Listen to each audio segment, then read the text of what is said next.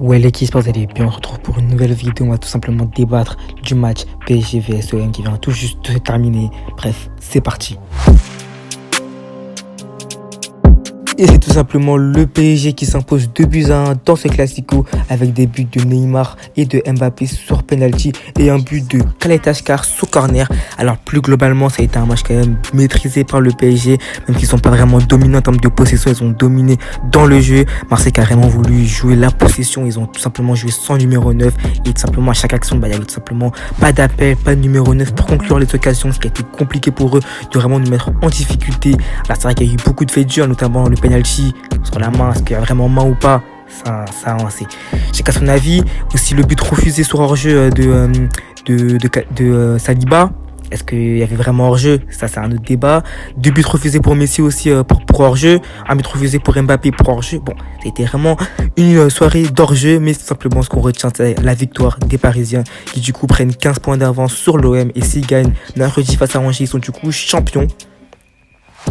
Et on va tout simplement commencer par noter les joueurs parisiens. On va tout simplement commencer avec le gardien, c'est Donnarumma qui était dans les cages. Bon, voilà, Donnarumma, que dire de Donnarumma. Depuis son match face au Real Madrid et après l'élimination avec l'Italie, Donnarumma, c'est un autre joueur. Il est totalement différent. Il est pas serein, le mec. Tu sens qu'à chaque relance ou à chaque sortie, il est pas serein. Et là, on a vu vraiment, il est pas serein sur le but. Il est fautif. Voilà, faut pas avoir peur de le dire. Il est fautif. Il a fait des erreurs dans ce match. Pour moi, c'est un 5. C'est un 5, Donnarumma. C'est pas au-dessus. Ça pourrait même être moins. C'est un match compliqué. J'espère que la saison pour lui va être longue. Et je pense qu'il a juste envie qu'elle se finisse. Et j'espère qu'il va revenir l'année prochaine. Pour l'instant, personnellement, je mettrais Navas titulaire à la place de Donnarumma. Mais bon. Et du coup, on va continuer avec Marquinhos, le patron, le capitaine. Marquinhos, je l'attendais vraiment sur ce match. Après le match face au Real Madrid, il avait vraiment été décevant. Là, il a répondu présent.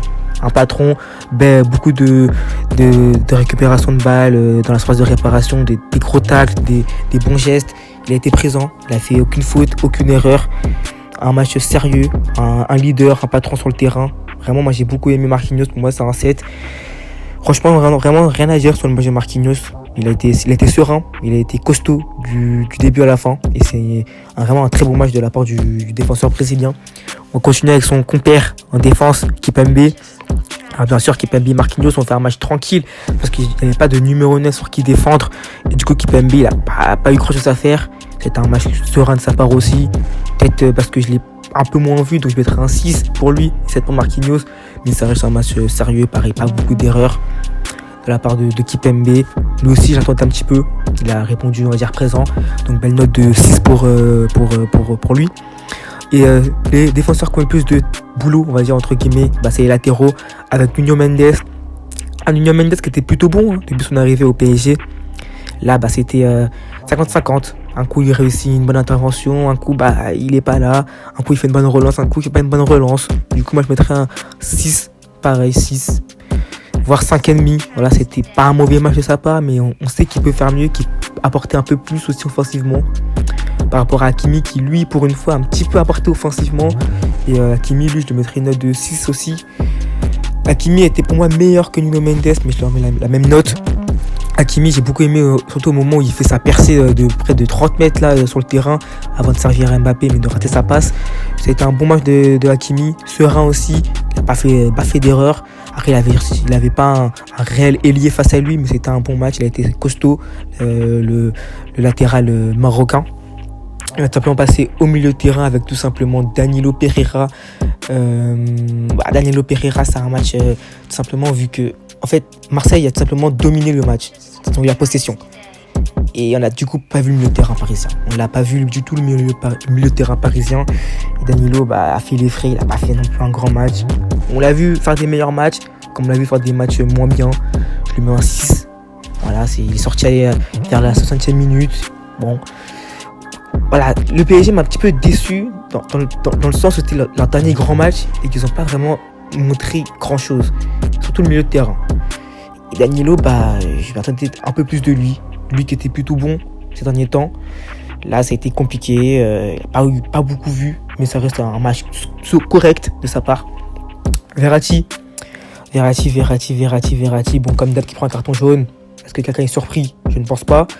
Qui fait une passe décisive pour Neymar pour le premier but, ce qui sauve un peu son match. Après, on l'a pas beaucoup vu. Quelques petites récupérations de balles par-ci par-là. Après, voilà, c'est quelques petites passes vers l'avant. Sinon, c'est pas été du grand Verratti. Je mettrais quand même un 6,5 parce que pour la passe décisive et parce qu'il a été un petit peu plus présent que les autres. Sinon, c'est un match normal, on va dire. Il peut mieux faire comme il peut faire pire. Gay qu'on n'a pas beaucoup vu aussi, hein, à l'image tout simplement des milieux de terrain qui ont été dominés clairement par le milieu de terrain adverse. Gay, c'est tout simplement une note de 6 aussi. On l'a pas beaucoup vu. Voilà, ça a été moyen, c'était brouillon surtout. Idrissa Gueye, qui depuis son retour de la CAN est tout simplement un petit peu effacé. Hein, donc j'espère qu'il va pouvoir revenir à son meilleur niveau, Idrissa Gueye. Et du coup, l'attaque. Là, il y aura par contre des choses à dire sur l'attaque. On va commencer avec Neymar. Pour moi, l'homme du match. Voilà, Neymar, c'est dit, voilà, c'est l'homme du match. Franchement, Neymar, au début, on se disait, bon, il a marqué à Clermont, à Lorient, ça veut rien dire. Bah là, il confirme. Il confirme qu'il est vraiment bel et bien de retour à son meilleur niveau. Alors, son meilleur niveau, peut-être dire grand chose. Mais en tout cas, il revient petit à petit. Et là, il revient mais vraiment très très bien. Et c'est vraiment intéressant ce qu'il propose. Il est affûté, il court partout, il fait les retours, il fait le pressing, il est bon, il marque des buts, il fait des passes, il commence même à refaire un petit peu le show. Non, franchement, Neymar, c'est vraiment un bon match. Je mettrais un 7, voire 7,5. Buteur, celui qui ouvre le score, parfait pour lui, parfait pour le PSG, parfait pour le match. Et du coup, Mbappé qui marque sur penalty, qui aurait un peu marqué un doublé s'il n'était pas hors jeu. Voilà, Mbappé qui marque le penalty, il fallait le mettre. Le but du 2-1, il y avait la pression. Bravo à lui. Après, ça n'a pas été le meilleur match d'Mbappé, ça je pense qu'on est d'accord, qu'on peut tous le dire. Après Mbappé, dès qu'il touche les ballons, tu sens et tu sais qu'il peut se passer quelque chose, tu sens qu'il peut éliminer un défenseur, qu'il peut servir ses attaquants ou même qu'il peut marquer. Après, voilà, Mbappé, quand tu as vu ce qu'il peut faire avant, quand tu vois les matchs qu'il a fait avant, quand il fait un match comme ça, tu es toujours un petit peu déçu. Tu te dis, bah merde, il aurait pu faire mieux, il aurait pu faire ci, il aurait pu faire ça. Après, voilà, ça reste encore un but, meilleur buteur, meilleur passeur de la Ligue 1. Et bravo à lui. J'espère vraiment qu'il va prolonger au PSG. Et du coup, Messi. Ah là là, Messi. Je me suis dit, je me suis réveillé ce matin en me disant, allez, c'est son soir, c'est son moment. But sur coup franc, but en pleine lucarne. Bah, y a rien eu de tout ça. C'était brouillon. Plus de perte de balles qu'autre chose. Dès qu'il réussit un dribble, c'est par chance. C'est pas du tout parce qu'il voulait faire, c'est qu'il réussit avec beaucoup de chance. Il perd beaucoup de balles. Il a fait quelques bonnes passes en profondeur pour Mbappé ou pour Neymar. Après, c'est tout. Malheureusement, il marque 2 buts refusés par hors-jeu. Il est pas chanceux. Hein. Tu te demandes même s'il est pas marabouté, le mec. Soit le poteau, soit l'hors-jeu. Un des deux. Mais voilà, Messi, c'est une saison compliquée. J'espère pour lui qu'il va quand même pas la finir à 3 buts parce que ça va être quand même critique. Il a quelques matchs pour terminer, pour se mettre quelques buts sur la dent. Avec les adversaires qui vont arriver, j'espère qu'il va faire mieux. Mais sinon, voilà. Bref, sinon c'est la fin de la vidéo. On se dit à plus tard.